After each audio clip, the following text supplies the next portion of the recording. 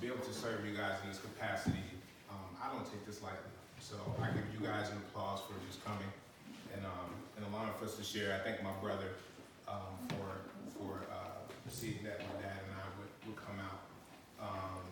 And I hope that you guys are getting something on this evening. And I want to really take this place to help us to create this vision to close out this year 2018. I know many of us do New Year's resolutions. Who's done a New Year's resolution before? All right. And who's probably going to do one this year, going into the next year? All right. I think it's always good to make resolutions, right? I don't think New Year's resolutions are wrong, but I think you should be able to make a resolution anytime of the day, right? So you should be able to say, by this time in 3 months, I want to see X, Y, and Z. And so tonight, I want to just talk a little bit about building your God-sized future. Can you say that? Building your God-sized future. Now, how many of you all in here were athletes in school when you were a kid? You played a sport. Maybe you played baseball or football, volleyball, basketball. And I played baseball when I was growing up, and I always had the dream of playing for the Chicago Cubs. I grew up in Chicago, and baseball was my sport. And my favorite athlete was Andre Dawson. And Andre Dawson wore number 8 on Chicago Cubs. He was tall, skinny. He had a Jerry curl. I never had the Jerry curl, but I still love Andre. And here's why I love Andre. It's because in 1987, when he came to the Cubs, he won MVP on a last place team. And I said, wow, how in the world can you be the MVP on a last place team? Wow. He put in the work and was the best player in spite of his team struggles. And sometimes we're going to be in situations where we may have to carry the load in spite of our team's weaknesses. And so what I got out of sports at an early age was that you always put in your best work. You always put your best foot forward. But I thought about something. I saw a story a few weeks ago about this young man named Jake. And when Jake was about 2 years old, he was diagnosed with a rare form of cancer in his eyes. And the doctors took his left eye when he was 2 years old. And they were able to retain the right eye. And so Jake developed a love for football. How many football players do we have in here who played football growing up? Now here's Jake having a love for football as a kid with one eye. He tells his parents, I want to play.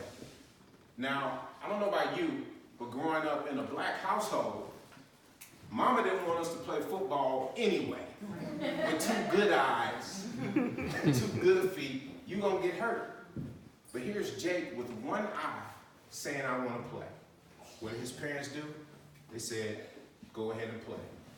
Here's Jake with one eye having a passion, having a desire to do his dream.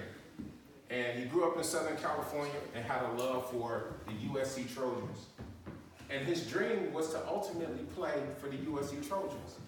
That seems impossible to do with one eye. But here's Jake still playing. 8 times, by the time he turned 12 years old, the cancer had reoccurred.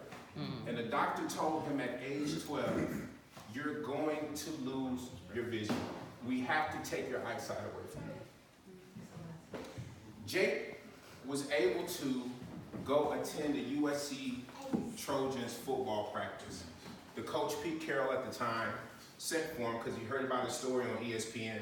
He said, I have to see this young man who is going to lose his eyesight.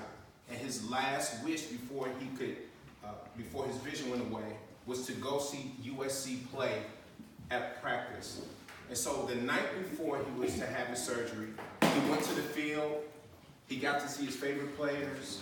He got to see the grass. He got to see the lights. He got to call some plays. He got to run on the field. And as I was watching this special, I saw him literally soaking in every single moment that he could. Now I want you to imagine this.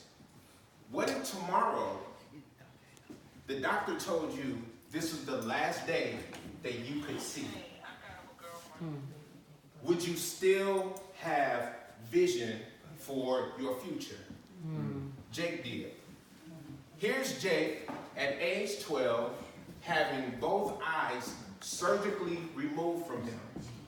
But he said to his mom at age 12, Mom, don't worry about me. This is just another phase of my life. When you're going to build a God-sized future, like my brother said, you're going to have obstacles. You're going to have things that hit you. But if your eyes are taken from you, will you still have vision? Let's fast forward a little bit. Jake, completely blind, still has a desire to play football. Still wants to play. His parents said, okay, you can play. He played all through high school. But his ultimate dream and goal was to play for the USC Trojans. And last year, Jake lived his dream and played as the first fully blind man to play college football. Wow. Now I want to ask you, what excuses have you been making in your life? A blind man played football. If my son comes to me and says, Daddy, I can't pour the milk in my cereal. A blind man played football. Now let's get to work, because we have to get into our God-sized future. Now, one of the most challenging obstacles for many people to do is to create a positive picture for the future. So many have been let down in their past because of abuse, neglect, divorce, bankruptcy, unemployment, death of a loved one, or failure of a leader. Has anyone ever been there before in any one of those categories? 2 of those categories, 3 of those categories. Don't be ashamed of it. Because you know why? The things that hold us back are a lot of the things that have happened in our past. Our experiences have brought us all to the places where we currently are. And if we're not careful, we will allow for the failures from the past to misinform us of the greater destiny that is in front of us. I'll say that again. Our failures can misinform us about our destiny. See, the failure that says, man, I had to leave school because I didn't have enough money and I can't go back. So you're taking that failure of dropping out of school. You're taking the failure of the divorce. Well, I got divorced, so all men are terrible. All women are terrible. All men cheat. You know, I believe 80 to 90% men cheat. You're hanging around people who are telling you stuff from their past, and they're misinformed about life. So how do we get to this future? How did Jake get to the future? See, I don't know. If the doctor were to tell me I'm going to lose my eyesight, I don't know the type of depression that would come over me. I would be like, I can't see my wife. I can't see my kids. I can't see my family. I'll be thinking about all the things that I can't do. And that's what ends up happening when failures come to us. We think about what we can't do, rather than using our deficit as a stepping stone. Even the Bible says, I will make your enemies a footstool to stand on. Not I will make your enemies your stumbling block. So there's a difference. A footstool, you can step on it and step over it. A stumbling block is you're going to look at it and then you're going to let it trip you up. It all begins with the vision.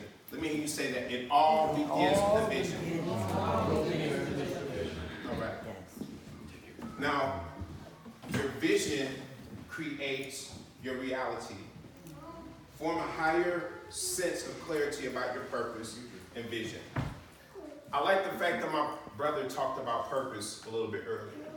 And I have a definition for purpose. I like to say that purpose is God's perfectly designed dreams for you. Purpose is God's perfectly designed dream for you. I know people talk about live your purpose, and sometimes you kind of get numb to it. Like, yeah, live your purpose, whatever. My purpose is to go to work and pay these bills and get the IRS off my back. My purpose is so I can just at least lose 5 pounds. My purpose is to just eat and survive. No, my purpose is something greater.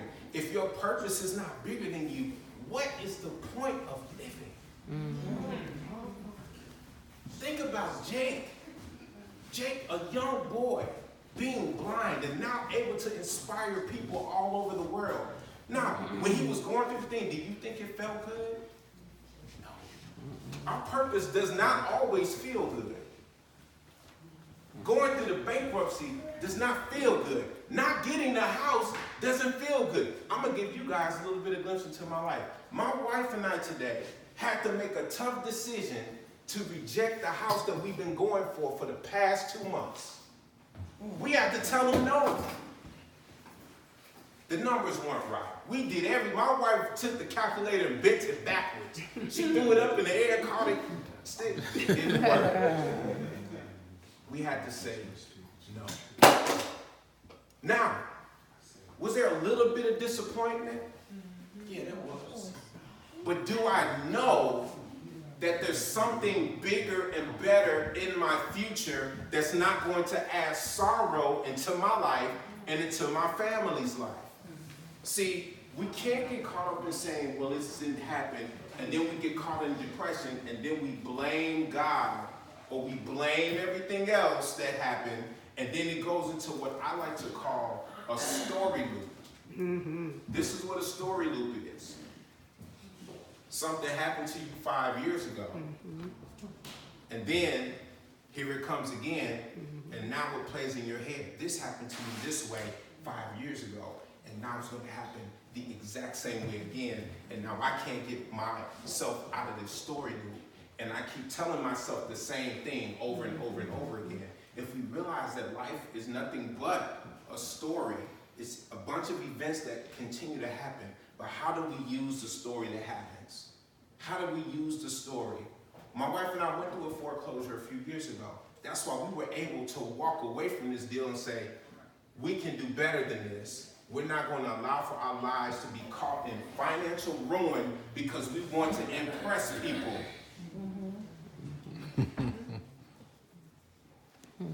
And as people of color, we get into that place where we want to impress folks. I want them to see I'm doing good. You got to see my house. I want them to see my suit. I want them to see I got a Tesla. And it's leased. You can barely afford the payments. All because somebody made fun of you when you were younger, and so you keep that playing in your head. They made fun of me in 5th grade, so you think anybody that's coming up to you to talk to you is going to make fun of you, so you're automatically defensive. You keep telling yourself the same story loop over and over and over and over again, so everything that you do is trying to impress somebody, but you have failed to create your God-sized future to walk you into your purpose and into your ultimate destiny. Has anybody ever been there? Can you raise your hand? Develop powerful habits and a success mindset. Take 100% responsibility for the results that you create. I went to a seminar last week. I don't know if anyone has ever heard of the book, The Success Principles by Jack Canfield. He also wrote the book, Chicken Soup for the Soul. Jack Canfield is one of my favorite authors and speakers, and he likes to use this equation. It's E plus R equals O. Events plus response equal your outcome. And he always says we have to take 100% responsibility for the responses. He said you can't control the event. It's how you respond to the event. And what I've noticed a lot of time with people of color, we become reactive and not responsive. We become defensive. What you say about my mama, what you say, you did what? We get very defensive. And I understand why, because we've been through a lot. We've seen a lot. We've been hurt a lot. But we get very, very, very reactive. But let's learn to be responsive and take responsibility on how we're going to respond. Now, creation was derived from God's vision. It was created from his plans. So to understand how we get to this God-sized future, we got to understand that God created us all in his image. That every single person in here was created in the image of God, and nobody in this room is greater than anyone else. We were all created equally with the equal amount of greatness. I know it's hard for us to grasp that sometimes, but everybody in here has an equal amount of greatness. That doesn't mean you're going to make an equal amount of money. That doesn't mean that you're going to have an equal amount of house, but you have an equal amount of purpose that is inside of you. So now, let's get down to the 5 things that you're going to have to do, and I'm going to wrap it up. The first thing that you are going to have to do to get to your God-sized future, you're going to have to shift your paradigm. When you shift your paradigm, that means you're shifting your habits. Paradigms are nothing but a fixed set of habits that control your life, that control your day. What's your routines that you do when you get up in the morning? What's your routines when you leave work? What's your routine when you at work? What's your routine when you talk to your friends? Who are your friends? Do you need a new set of friends? That's a whole paradigm shift. So I heard someone say, you are going to be the average of the 5 people that you hang around. So if you hang around people, if one person you hang around makes 500,000, the boo-boo on the corner makes 10,000 doing who knows what. Then you hang with somebody who makes 40,000. Then you hang with another person that makes 90,000. You're gonna be an average of those 5 people. I don't have a calculator, but you're gonna see you're gonna fall somewhere in the middle. So if you're saying I want to make more, you're gonna have to hang around people who have more. Number 2, get to understand your purpose. We talked about that. Number 3, write your vision. Some of us have a vision, but we haven't written anything down. It's all in your head. Oh, I know what I want to do. Well, what do you want to do? Man, I don't know, it's just so elaborate. When I sit down and write it down, I can't even get it on paper.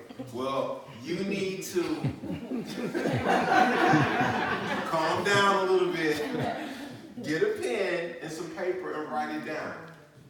One of my dad's favorite sayings when I was a kid, I would ask my dad for something, and he would always say, put it on paper. And I'd be like, why? I'm asking you, put it on paper. And then when I was able to put it on paper and present it to him, then I could get a solid answer. No. So when I'd rather be told no than to just put it on paper. At least no, I can go with another route.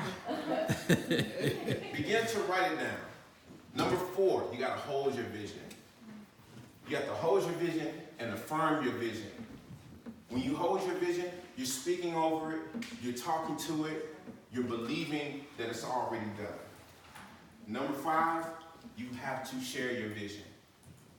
You have to share your vision. And I want to share with you guys a little bit of what my vision is. I'm actually living it right now. I said at the beginning of this year, I said I'm going to be shifting into more speaking, motivational speaking. I've been doing music for most of my career as a gospel artist, but I felt the calling, the strong calling to do life coaching and motivational speaking and transformational work. And I wanted to work with people and be able to sit and speak in rooms like this. And so here I am in November of 2018, after I wrote my vision, I held my vision, and now I'm sharing my vision with you. So by this time next year, I want to be known as one of the most sought after motivational speakers in the whole world. I have a desire to make $50,000 per talk. That's in I broke that down. If ain't nobody else clapping, I'm gonna clap for me. Because guess what? When you see me next time, you be like, man, I remember. And I'll be like, I remember, but you didn't clap.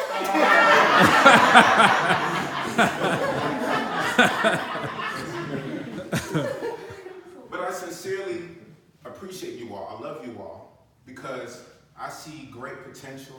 I see people in here that are going to start businesses, that are going to launch things in 2019 that you didn't think were possible. There are people in here who people spoke some of the worst, most vile, disgusting things to as they were children. I feel it in my spirit. You were told that you were nothing. You were abused, you were spat on, you were misused, but I want to reaffirm the God-given dream in each and every person in here on today.